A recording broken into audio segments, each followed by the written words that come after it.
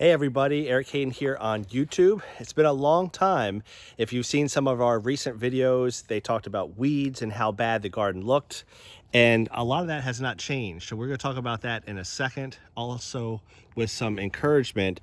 Just to backtrack a little bit, had a lot of good things going on over the last year and a half. Family life, just busy. I'm thoroughly enjoying growing roses, but sometimes things just come up, and that's the whole point of this video. Despite the weeds behind me, despite the black spot, despite not probably wanting people to come over and take a tour of the garden this fall 2023, it still looks really good. We've still been able to cut some vases of roses for neighbors, friends, teachers. So the whole point of this video is to give you a little update for those that are watching and your garden doesn't look in tip-top shape, or it doesn't always look in tip-top shape. Who cares? The reason why you're growing flowers is for the enjoyment. I've had better years where I'm spraying every week, fertilizing, and things look great. And then there's some years like this. So if you followed us for a long time, I want to give you a little update. I mentioned Steve Singer. He's somebody that does some hybridization, but also grafts roses, Wisconsin Roses, wiroses.com. I've mentioned through the years getting some roses from him, specifically new roses, kind of the up and coming roses, but also some of the exhibition style. This is White Princess, a nice bloom on that. And if you followed us at all, these come, you can get them delivered in the fall, but I usually get them in spring. They come and they're grafted onto Multiflora. And then there's a bud eye on the side, and then after a couple weeks you cut that off. So this is the shank, this is the Multiflora, and then on the side is the graft, in this case White Princess. Usually, even when I lived in upstate New York, they will be grade 1 roses, 3 good canes by midsummer. This is Cajun Sunrise, really nice. He's already selling out, but he has some roses, and if you are looking ahead to next year, you can always email him and ask him to put you on the list for certain varieties. But I really like these roses. They're just fantastic. The other one I want to show you is he also will graft roses if you want to make a copy of them. This was in my parents' yard in Maryland before they moved down here. This is Dizzy Heights. It's a climbing rose with just awesome color on that bloom. So I tried unsuccessfully for years to root it. It didn't work out. So finally, when my parents moved, I took as many copies of the rose as possible, sent some budwood to Steve, and he grafted 2 for me. And that's what you see there. Another couple interesting things over here. We've got Bruce Monroe. It's a yellow rose exhibition, really nice. But look at what we have here. When you get these roses, I mentioned you cut the top of the Multiflora off, and I did that with this rose, but I always use a little stick of the Multiflora as the holder for the tag, and I just stick it in the pot and nothing usually happens. Well, this year the Multiflora rooted, so I have a copy of a Multiflora bush. I'll use that for grafting if I ever become successful with that. And if you've really been a long time follower of us, this is the Fortuniana plant I rooted. The first one successfully in many attempts. You can see it's bigger than the pot now, and I probably need to replace it. So that's a little update on the maiden roses and also on some of the cuttings that I've taken over the last year. Let's get to the roses. In the last video, you may have seen extensive weeds in the garden. It's not totally back in form, but it's getting there. I got a special chemical for this nutsedge. I'll put the link in the description. I'm very lenient on spraying around the roses because they are extremely sensitive to any weed killer. So I usually try to stay ahead of it, but sometimes you have to bring out the big guns, and you can see it's worked really well. If you've seen some of the time lapses, I weed whacked all this down, and then I sprayed that chemical on these weeds, primarily nutsedge. You can see there's still some green in some of it, and I just resprayed again. So this is about a month after the initial spraying. Most of them are dead. You pull it up and the roots are they're just dead. So that will not come back. The ones that still have a little green to it, I sprayed again. And the whole idea is you can hand pull to your heart's desire, but if you have an invasive weed like this nutsedge, unfortunately you just have to get ahead of it. I thought, where in the heavens did this weed get into the garden? Because I've never had so much nutsedge. I applied a lot of horse manure. I think that's part of the culprit, but I've had it in some areas of the garden that I did not put manure down. So that wasn't the whole story. But bottom line, we're getting ahead of it. Doesn't look beautiful, but now we're getting down toward the mulch that I applied back in the summertime. Little word on mulch. Mulch is great for moisture retention, temperature regulation. It does not prevent weeds. I know a lot of people think that, but it does not. It's good for moisture control, temperature control, and there's just a good example of that. We've got tons of weed, even with the mulch down. So let's get to what you want to see. That is some blooms. I was walking out here, and we've had some rain, so some of them aren't looking the very best. This is very nice rose, probably not the best example of that, but that's Mr. Caleb. It's a nice red.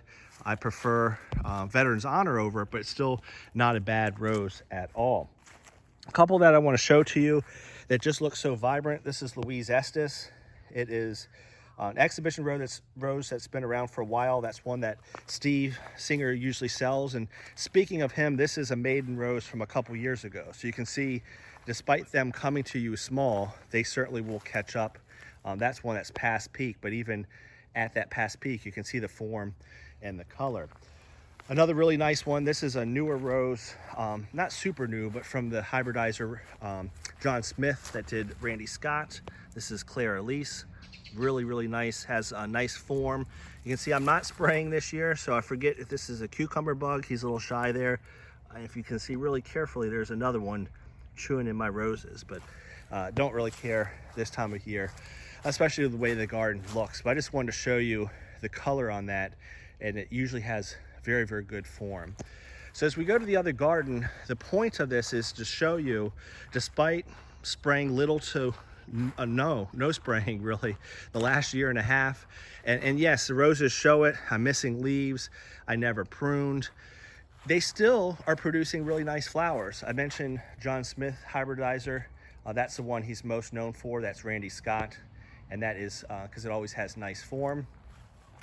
The other one that he's known for, among many, is Sunny Sundays. Family helped come up with that name. Really nice form, that color. Hopefully it's shown up on the video. And it's not just, oh, that's one nice rose. They all look like that. Here's another one. And if you ever get into rose shows, you want that center and that nice color. And this is on an older bloom. So just a really nice plant.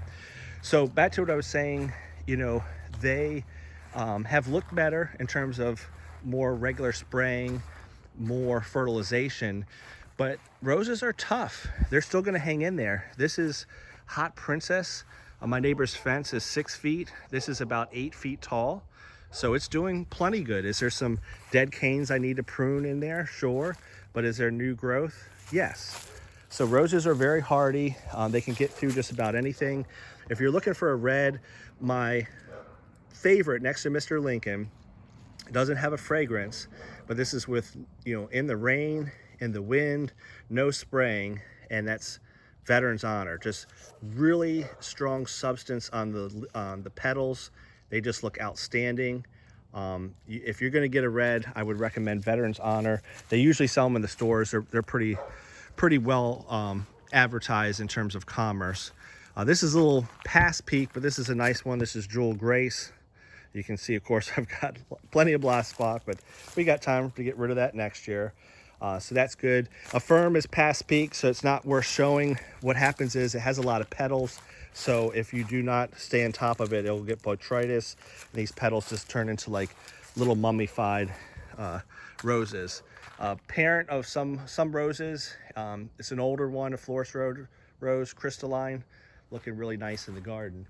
But you can see, you know, the growth is still good on these despite not having a lot of care, and in this case, weeds growing up right in the middle. I mentioned Veteran's Honor is my favorite red rose. Second favorite would be Mr. Lincoln because of the fragrance. Third, so if 1A is Veteran's Honor, 1B is Mr. Lincoln. 2 would be Let Freedom Ring, hybridized by a gentleman in Northern Virginia, named, I think it was a World War II veteran, so named after that, and Let Freedom Ring. And again, you tell me where you can go into a garden with little to no care the last year, I'm not recommending it, and cut that. You give that to a neighbor and that blows away anything they're gonna get at the local grocery store or florist. Not knocking those folks, but those roses are coming from South America, not your backyard in Eastern North Carolina. Look at that, it's just great. So Let Freedom Ring is also another rose you can get pretty easily, and it is in commerce. So Veterans Honor, Let Freedom Ring, and Mr. Lincoln, ones I recommend, and kind of showing you, despite the lack of care, looking really good. There's Signature, you can see the bright yellow, and there's another Louise Estes. Yes, I got to remove some dead canes, but it's doing quite well. We'll end the garden tour over here where some of the tallest roses are. We've got a really nice one here. I wish this video was a scratch and sniff, if you remember that from the old days. That is Fragrant Cloud, smells amazing. This is our fragrance garden. Most of this is past peak. One rose, if you want a yellow rose that I highly recommend, would be Alina. You can see the growth. Again, neighbor's fence is 6 feet. This is probably 6.5 to 7 and about 4 feet wide. Tremendous growth on this. This is from Palatine Roses on Multiflora. Just a really nice yellow. The problem with it down here, you see the brown streaks. We have thrips. So it doesn't look as magnificent as it did in upstate New York. But overall, unless you have a thrip problem, I really recommend Alina. Just a prolific bloomer. Look at all those buds. It looks nice open, and it also looks nice in hybrid tea form. So when I did more rose shows, I would exhibit it as an open rose, but also, you can kind of see this here, despite the thrip damage, it has some hybrid tea form too. So never won queen with it, but I won many kings and princes and princess prizes with it, and then also one in the open bloom category. One that blooms more in the spring, but here down south it'll bloom a second time in the fall, is Yolande de Aragon. It's my only old garden rose, and I measured it, I think it's about 9 feet. I know it looks kind of crazy, but that's up there. It's a pretty pink bloom. I'm gonna have to cut these, but just like the Fragrant Cloud, I wish you could smell them. It's a nice looking rose, but the fragrance, you cut one of these in a vase of roses and it's gonna smell fantastic. So as we finish things up, that's one reason why I have this fragrance garden. I'll put one Yolande in a vase full of roses, and then the whole room smells good. In the background is Mr. Lincoln. You can tell the growth is really good. Don't see a lot of good blooms on it at the moment, but since it's my second favorite rose, I'll show you that. It doesn't hold as long as Veterans Honor, but that fragrance is amazing. Another nice fragrant rose is Dolly Parton. Amongst all these weeds, you can still see that awesome bloom. It has an even better fragrance. If you scroll my videos down below, I did a video on nothing but fragrant roses, and Dolly Parton is up there for sure. The last one I'll end with, it's got blown over in a summertime thunderstorm, but it's still growing well. Ring of Fire. Had somebody ask, does it have fragrance? It's a light fragrance. It certainly wouldn't be anything like Mr. Lincoln, or I wouldn't consider it a fragrant rose, but it does have a fruity smell to it, and you can see why it's doing well in rose shows.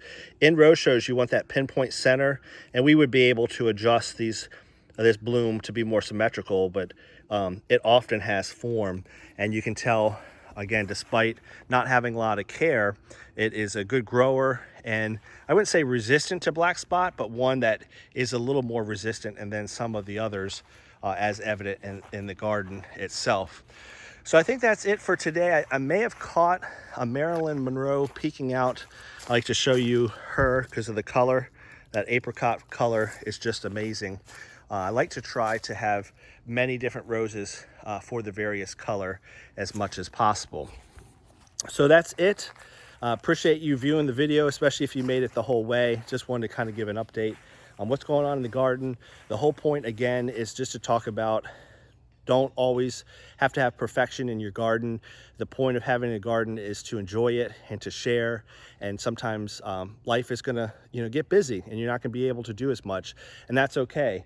After this video is done, I'm gonna cut, as you saw, 10, 12 blooms, vase them up and give them to friends and neighbors, and they'll enjoy them as well. So this is why we do it, and this is why I still say the rose is the best thing to grow, because where else can you go into the garden and cut a bouquet of flowers that look that amazing and in some cases smell that amazing? As always, your biggest compliment is to share our channel. I know we're small, but we continue to grow, and it's because you're sharing it with people, and I certainly appreciate that. Take care.